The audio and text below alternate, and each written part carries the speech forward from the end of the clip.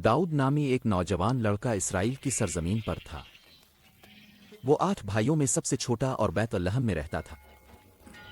David एक खास लड़का था जो अपने वालिद की भेड़ों की देखभाल करता था।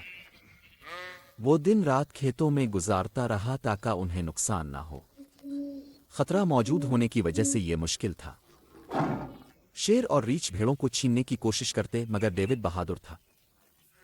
इसने अपनी लाठी और कुंडे से रेवड़ की हिफाजत की। डेविड को अपनी हाक बजाना पसंद था जब वो भेड़ों के साथ नहीं होता था। इसकी खूबसूरत खेल ने परिंदों को भी रोक लिया।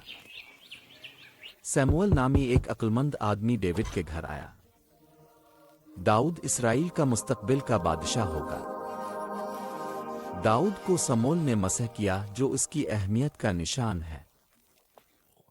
इसी दौरान एक वादी में जो ज्यादा दूर नहीं थी, एक बड़ा मसला बढ़ रहा था।